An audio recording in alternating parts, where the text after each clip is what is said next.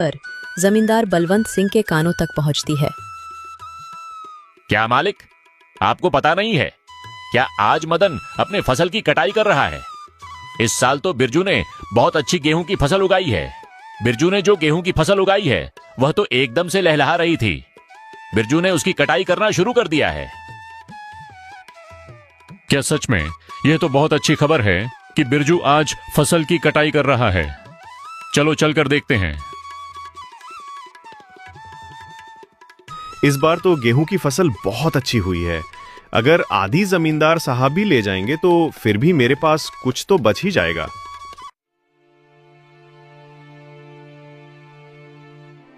अरे बिरजू, तुमने तो फसल तैयार कर दिया और इस बार की फसल तो बहुत अच्छी लग रही है देखने में। हाँ मालिक, इस बार मैंने गेहूं की फसल लगाई है।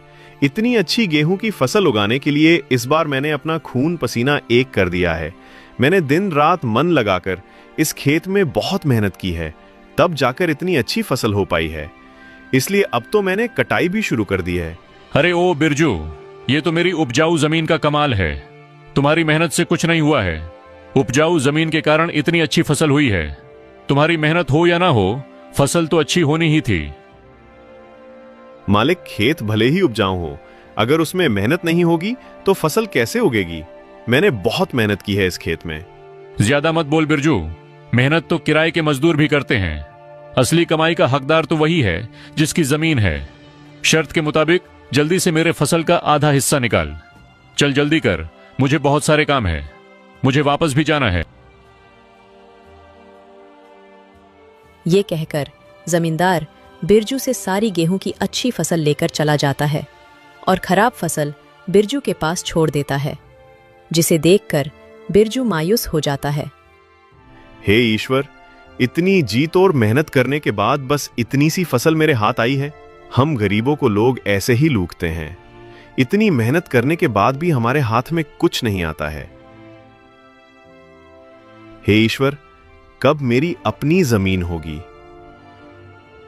बिरजू इसी तरह अपनी जिंदगी काट रहा था।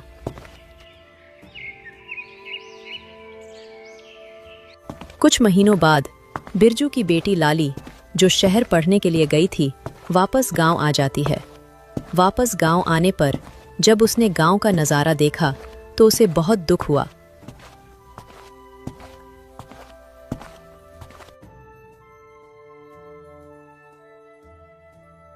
पिताजी, हमारे गांव का ऐसा हाल क्यों है? गांव के सभी लोग दुखी और परेशान नजर आ रहे हैं। आखिर बात क्या है?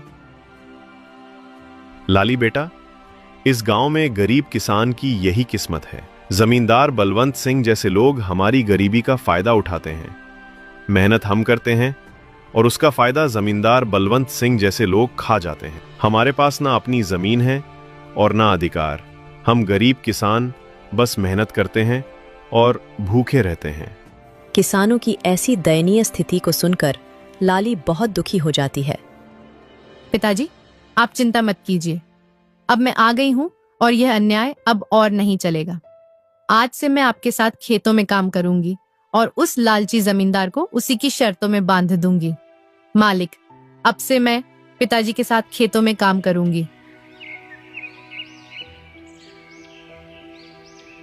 अगले ही दिन लाली जमींदार बलवंत सिंह के यहाँ पहुंच जाती है। अरे लाली, तुम यहाँ कहो, क्या बात है? मुझे ठेके पर कुछ जमीन